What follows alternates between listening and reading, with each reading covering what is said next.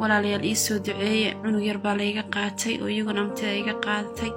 muddo sanad iyo 3 bilood bay hadda igala maqan yihiin gud akhtan wax la dhaho psychology cilmi nafsi oo ii soo dirtay maxkamadii si aniga baaritaan la igu soo sameeyay sababta layga qaatay markii horena depression yar baa ay hayay dawooyin baan qaataa oo irbad baan qaataa bishiiba hal mar baan irbad qaataa. Soomaalidu waxay qayb ka tahay 11 milyan iyo bar dad ku dhaafaya oo ajaanib ah oo ku nool dalka Jarmalka. Inta ugu badan Soomaalida Jarmalka waa dhalinyaro, qoysas da'yar iyo carruur. Sanadihii ugu dambeeyay burburka qoyska ayaa ahaa arrin soo badanaysay. Carruurta Soomaalida ee ay qaataan hay'adaha dhalinyarada ayaa soo kordhayay inkastoo aanay jirin tirakoob sax ah oo la og yahay. Axmed Nuur Ibraahim Soomaali oo ah gudoomiyaha jaaliyadda Soomaalida ee Hamburg ahna xubin ka tirsan dalladda ay ku midaysan yihiin jaaliyadda Soomaalida Jarmalka waxa uu qabaa in khilaafka labada waalid uu badanaa sabab u yahay in carruurta ay dayacmaan. 3 sano ilaa 4 sano hadda ugu dambeeyayna arrinkaasi aad buu u soo badanayay in familada maaragtay carruur laga qaato waxaana u sabab ah khilaafka labada waalid ama maaragtay hooyada iyo aabaha ka dhasha baa inta badan u sabab ah iyadoo aan ognahay dadkeena Soomaaliyeed ee dalkan Jarmalka in inta badan ay yihiin dad cusub oo iyadoo aan wada ognahayba dhammaan haddana in wadankan muddo 10 sano hadda ku siman qiyaastii ka hor inay bilaabay Soomaalida inay yimaadaan marka dhibaatooyinkan runtii qaadashada carruurta waa arrin taagan oo maaragtay si xawlina ku socota. Sababo badan ayaa horseeda khilaafka qoysaska waxaana ka mid ah isticmaalka muqaadaraadka mid ama labada waalid, maamulka dhaqaalaha reerka iyo xorriyaadka labada isqaba, daryeel la'aan muuqata iyo sababa xanuuno dhimirka ah sida isku buuq, stress iyo culaysaad kale oo ay sabab u yihiin xaaladaha isbedbedelaya ee nolosha iyo duruufaha ku gadaaman nolosha qurbaha guud ahaan. Warbixin sanadkii 2020 ay soo saartay hay'adda Jarmalka u qaabilsan tirakoobka ayaa lagu sheegay in la diiwaan geliyay carruur gaaraysa 5837 oo ajaanib ah oo lagu arkay astaamo muujinaya dayac jireed ama maareyn la'aan jireed oo muuqata. 3740 laga dareemay dayac ka yimid waxyeello maskaxeed oo waalidka labada ama mid ka mid ah uu qabo. 1142 ay saameyn ku yeelatay kala tagga labada waalid. 5781 ay saameysay dhibaatada xagga barbaarinta la xiriirta halka 13728 ay saameysay dhibaatooyin kale oo bulshada ama qoyska ka yimid. Zainab Cabdi waa hooyo Soomaaliyeed oo ku nool magaalada Fulda. Sanadkii 2018 ayaa laga qaatay 2 carruur ah oo ay dhashay taas oo ka dhalatay khilaaf dhex maray iyada iyo saygeeda. Horta waxaan kula talinayaa dhammaan jaaliyadda ama dadweynaha Soomaaliyeed inay noqdaan dad Allah subhanahu wa ta'ala isku xira ilaahayna talada u dhiiba. Ilmahayga waa la qaatay wana yaryar yihiin walaba wiil iyo gabadh wiilkaygu wuxuu dhashay December 2019 waliba ishbin Allahna baan ku dhalay gurigayga dhexdiisa sariirteeda hurdada markaan arkay ilmahayga in qofkii ka soo baxay mana foolanin mana in warwarin mana walbahaarin ilaahay ba ii naxariisanayay waayo waxay hayd sidii Maryama Ciisa Maryama oo kala buu noqday oo ilaahay ba ii arkay inaan keligay ahay hooyo istareysan warwarsan walbahaarsan cidi la dadaalisi cidiga iga damqanaysa toona aan jirin dabadana layguna haysto marka ilaahay ba alxamdulillah rabbil caalamiin. horta markii koobaad aan guursada waxay ahayd 2014 laakiin guurkaas waa markii baan kala noqonay isku mana raagin. mar labaad waxaan guursaday 2016 bisha tobnaad haddana waxaan uur qaaday isla 11aad waana jabay markaan jabay isla 17 aan 4 cisho joogay aan safgaran weynaan jabay shuur baan leeyahay dadna xisnaad u sheegteen iyadoo problem family uu ku dhacay in uur leedahay oo jaban بعدين ويستوب قريين ويقريين أور بالله ولما متعنيها يعني عروتها هره بعدين محكمات بالله يركري ما دابو يسوق يلانو ما قانا ناكسن ما نقبو وسوق بوليس كذا وعدي بوليس ورقة دير بقرح وكل هذا أنت 7 كيلومتر وما تشرسن كرتيد يضنا هذي كوقش أنا كودي دينا صح أفضل يعاوني سي محكمة فاميليان قرشتا بالله يسوى طوري فاميليان قرشتا أفضل حيلا أنا جاو سمين أنا بترايا عاوسة oo saxeexda in ilmaheeda iyo nafteeda maanta hooyo ugu baa inay waxa soo dhan ka caawiso. Filsan Cabdi Cali waa hooyo ku nool magaalada Hamburg gabadheeda oo hadda 4 sano jir ah ayay hay-adda caruurta ee Jarmalka qaateen 2 sano ka hor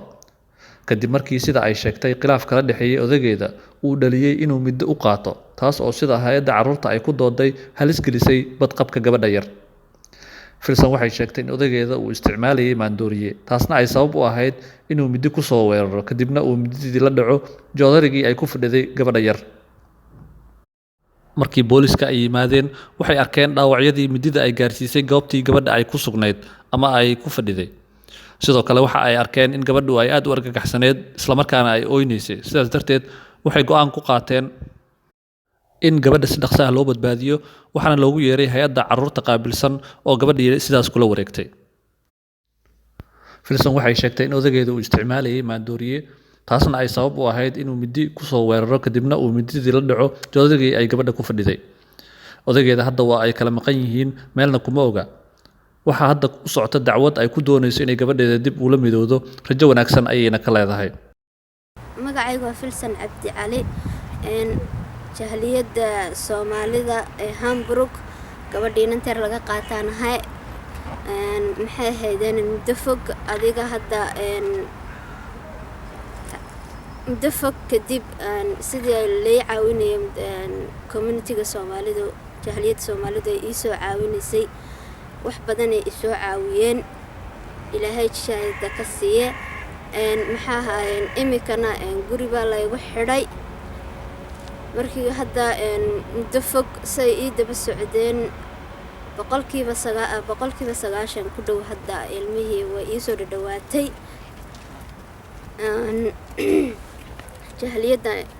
kama hadnaqaya. Dacwado badan ayaa jira oo maxkamadaha qoysaska ee Jarmalka ka socda kuwaas oo ay ku lug leeyihiin Soomaali. Waxaa jira qoysas aanay inoo suura gelin inay nala hadlaan balse intii aan warbixinta raadinaynay ilaa ku dhawaad 10 qoys in ka badan ayaan warkooda helnay. Sheekh Cabdiraxmaan Maxamuud Janaqow wasiirkii hore ee cadaaladda Soomaaliya oo hadda ku nool dalka Jarmalka waxa uu aaminsan yahay in kala duwanaanshaha nolosha dalkii ka jirtay iyo nolosha halkan ay sabab aasaasi ah u tahay isla markaana xoojinayso dhibaatada bulshada haysata gaar ahaan qoysaska. waxyaabaha wadankii annaga waxaan ahayn dad oo waqtiga iyaga hogaamiya oo waqtigooda ayaga u tashada oo goorkay rabaana shaqo taga goorkay rabaana iska seexda oo iyagu u tashada site waqtigooda laakiin halkan waxaad ku dadka waa loo talshaa dadku sida maaragtay mishiin daaran oo kale oo istaaran ayay u soconayaan cid kala maamusho tareenkaas ordaya iyo timeka ku cabiran basku waqtigaas u imaanaya kulli halkaas lagu wada xiran yahay marka taas waxay dhalisay inaan maaragtay ilmihii iyo waalidkii in badan ishaleeli karin waalidkii shaqo u jira ilmihii waa jiifaan iyagoo jiifo maaragtay imaana subaxii marka asaga jiifo iyaga waa bixeen iskoolay jiraan waa dhici kartaa marka asaga shishta arbayd uu shaqaynaya yani xillina habeen uu shaqaynaya xillina maalin uu shaqaynaya marka dhibaatooyin badan ay keentay stress badan ay keentay waxa stresska yaqaan la yiraahdo oo dadka isla hadlaayaan aabihii si gooriyo u rafaadsan u walaacsan yahay hooyadii si gaar ah ay u rafaadsan tahay buuqaasaa jiro ilmihii si gaar ah ay u dayacan yihiin runtii meeshaan ilmo in lagu haayo wax aad iyo aad u dhib badan waaye waanaad u garaabaysaa dadka Jarmalka oo kaleeto ama guud ahaan reer galbeedka oo dhanba inay inta ilmaha iska dhaafaan ay wehel ka dhigtaan waa u garaabaysaa mararka qaarkood waayo dhibaatada ilmuhu ay halkan ilmo lagu haayo ay leedahay ayaan wax la koobi kara ahayn. Saamaynta maandooriyaha dhibaatada tahriibka oo saameyn maskaxeed ku yeelata iyo filan waaga waxyaabaha ay kala kulmaan marka ay dhalinyarada iyo qoysaska halkan yimaadaan ayaa saameyn muuqata ku leh dhibaatooyinka guud ee bulshada Soomaaliyeed ee Jarmalka haysata taas oo qoysaska dhalinyarada carruurta iyo xitaa dadka waaweyn saameyn weyn ku reebta. Waa kan Cali Xamdulle oo ka tirsan waxgaradka Jarmalka ku nool oo aan qadka taleefanka ee magaalada Eisenach ee gobolka Thuringen kula xiriiray. tahliil waa ku salaamay haddii aan isku dayo inaan ka jawaabo su-aashan aad weydiisay maxaa sababay burburka qoyska Soomaaliyeed ee Jarmalka jooga waxaan oran lahaa waxay sababta intaanan gelin laba arrimood sheego si aynu u dareeno in dhibtu ay tahay dhib inta badan ka baxsan dhibtan inoo muuqata muddo hore ummadii qurbay u soo qaxday burburkii dalka ka dhacay qaxi iyo qaxootigii dhibaatooyinkii loo soo maray ee qofku uu soo maray wixii dhibee ka soo gaadhay waa arrin weyn oo qofka aan maskaxdiisa marnaba ka baxayn waliba khaasatan dadka jarmalka waxay badan yihiin dad fara badan oo dhibtaa dooyaha iyo badda iyo dhibaatadeedaa soo maray markii uu baddii soo dhaafay ee uu soo gaadhay dhulkii jarmalkana waxaa ku dhacay cultural shock niyad jab yoolkii iyo wixii uu arkayay uu waayo iyo qofkii oo karti uu kaga dabaasho waayey iyo iyadoo waxa ugu yar ay tahay qofka identitygiisii iyo maxay tahay jinsiyadiisii loo diido la yiraahdo Soomaali matid isagoo wax documente aan sidan awgeed ay tahay taas waxay keentay in qofku isku buuqo hadduu sharci haysto iyo haddaan sharci haysan labadaba inuu fahmi karo waayo waaqacan siduu ula noolaan lahaa siduu ula falageli lahaa dhibaatadan cusub ee uu yahay marka isagoo single oo intaan qoysba gelin ay dad fara badan isdilaan oo dad fara badan dhibaato isu geystaan oo dad fara badan beerta galeen oo dad fara badan ay noloshiiba ka dhaceen haddaan dhinaca qoysyada tahliil u bayno qoysadii yimi iyagoo caruurtoodii iyo rooyskoodii waxoodii wato ilaa ma raxima in ilaahay u naxariiso intii kale dhibaatada aan kuu sheegayo un baa la kulanto shogga iyo dhibaatada cultural shogga iyo arrintan maxay haytay qofkii inuu noloshii la qabsan kari waayo iyo dad ka horreeyay oo ku dayda aanay jirin ayaa qoysas badani ay burbureen dadka intiisa fara badan oo kumanaana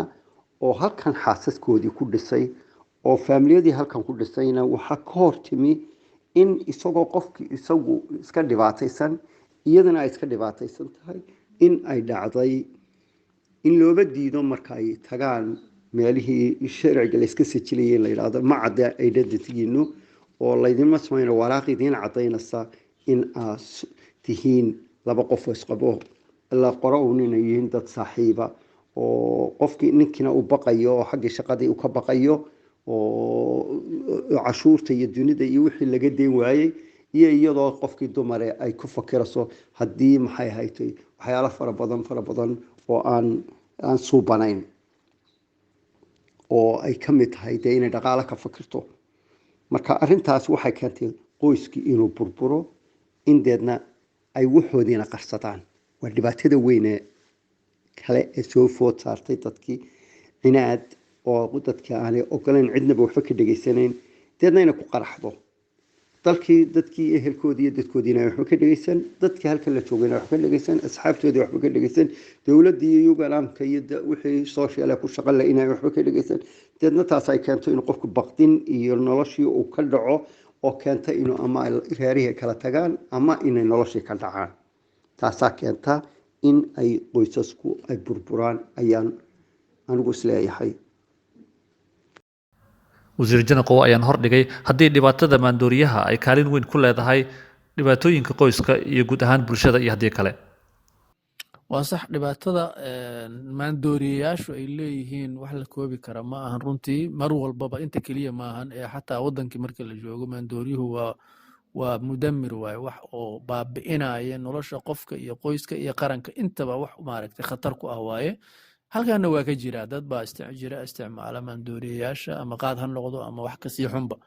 ha noqdo qofku hadduu mar balwad leeyahay waxa waaye qoys iyo reer maara uma helo xataa naftiisa ayuusan maaragtay daryeel u heli karin waa qof dhumay waay oo dhintay oo asagoo oo nool khadka kasii dhacay ama kaba dhacayba marka mukhaadaraadku waa waxa ugu badan ee wax bi'iya laakiin dadkoo dhan mukhaadaraad ma isticmaalaan kii aan isticmaalin isaga qoyskan hadda mukhaadaraad uusan rabsho u keenin waxaa iyagana rabsho ku ah maamulka dhaqaalaha isaguna waa cunsur ama waa unug labaad oo qoysaska inay isku dhacaan sababa gaar ahaan marka aysan qoysku dhaqaalaha sida loo maamulayo heshiis ku ahayn oo laga yaabo aabbuhu inuu ka fikirayo maxaan ku idhaahdaa adiga ilmihii iyo ciddii iyo adiga mas-uulka ah oo ciddii oo dhan adiga ay mas-uuliyaddooda ku saaran tahay oo uu rabo wixii inuu isiga gacanta ku haayo hooyadiina ay leedahay hiyas oroba oo maaragtay muxuu ahaa ay leedahay xaqii dumarkii waa sidii hore ma ahan aniga waa inaan wax maamulaa waxay u baahan tahay isfaham in laga sameeyo nacam aabuhu waa leeyahay maxaan ku dhahdaa mas-uuliyaddii waa leeyahay waa sax hooyaduna inay tidhaahdo xaq baan leeyahay oo inaan wax maamulo halkaan ay sharcigeedii ka tahay in lays waafajiyay u baahan tahay waayo intana nidaamaa loogu yimiday xaggina nidaamaa lagala yimiday cali xamdulle waxa uu rumaysan yahay in loo baahan yahay in isku xir ay yeeshaan bulshada culimada iyo waxgaradka ay horseedi karto in xaaladda ay wax ka bedesho bulshadana ay noqoto mid isku xiran oo dhibaatooyinkeeda iyadoo xallisata muddo u horreeya waxa weeyaan in sare loo soo qaado wacyiga dadka wacyigelin la sameeyo hadday culammada tahay hadday aqoon-yahanka tahay hadday hay-adaha tahay hadday jaahilidaha tahay hadday ururada kale jira tahay in maxay ahayto wacyigelin la sameeyo in lagu dadaalo sidii loo heli lahaa arrintan hawiyadeenni aan la garanayno qofkii soomaaliyeed aan hawiyadiisa la garanayn bal in qofka hawiyadiisa la helo saa inoogu fududayso in dadku si sharciya ay isu guursan karaan oo si sharciya uu u samaysan karo oo uu ka baxo baqdintan fara badan ay ku jiraan midda kale in la sameeyo ayaan ku talin lahaa in la sameeyo jimciyad ilaalisa oo dhowrta oo isku xidha oo ka warhaysta cawaa'ilka soomaaliyeed ee degan Dutchland waxaan isleeyahay badbaado waa loo heli karayaa haddii dadka laga dhaadhiciyo inay is ixtiraamaan dadku inay ismaqlaan dadku in isku buuqayaan xal looga helo oo sports iyo diin iyo la sameeyo in ay dadku helaan ay wax dhageystaan oo qofkan aan cidnaba dhageysanayn uu wax dhageysan karo oo dhageysan karo xagga culummada u cararo culummadu kaalin weyn kaalinteebay ku leeyihiin ama kaalin ma uga furan tahay dheergaradka way ka furan tahay aada iyo aada bay uga furan tahay waana waxa ugu muhiimsan ee loo baahan yahay in culummada iyo dadka dheergaradka ama dadka aqoon-yahankii ay ka qayb qaataan taasise waxay u baahan tahay jimciyad ama iska warhayn ama gobolkii walba uu sameeyo meel dadka Soomaaliyeed ay cawaa'ilku isugu iman karaan oo dadku iska warhayn karaan oo ay bulsho ku samaysan karaan dad badan ayaa rumaysan in culimada iyo dadka waxgaradka ah ay gabeen kaalintoodii wacyigelinta bulshada iyo isku keenistooda wasiirkii hore ee cadaaladda ee Soomaaliya Sheekh Cabdiraxmaan Maxamuud Janaqow ayaan hordhigay doodda ah in culimada ay kaalintoodii wacyigelinta bulshada gabeen iyo in kale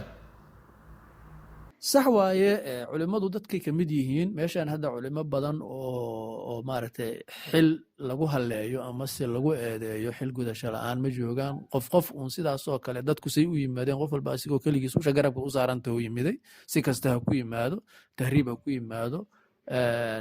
waxaan loo yaqaano familia naqsug ha ku yimaado asagu keligii fiisaha soo qaato qof walba si ku yimid culimadu marka dadkaasay ka mid yihiin oo qof uun dadka kusoo iska yimid ka mida ayaa la helaa laakiin culimo hadda weynoo macno lahoo la eedayo ama tira leh ama iskuba xiran ama iska warqabtaa ma jiro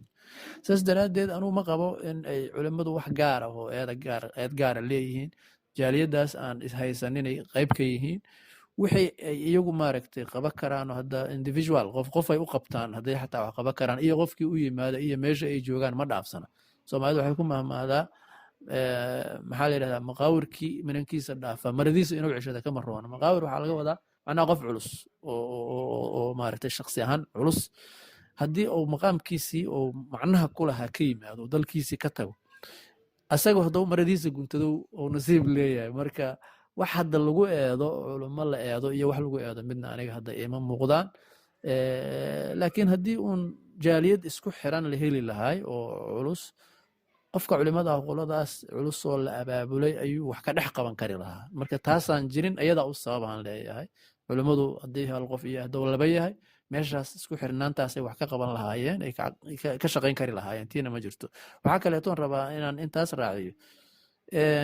ciya ayaa loo ciidanshaa ayay Soomaalidu tiraahdaa jaaliyadda ama Soomaalida laftigeeda halkan joogtaaho iyaga laftigoodu hadda haddii culimo la sameeyo oo ay culimo timaado ama se qof dadaalaya la helo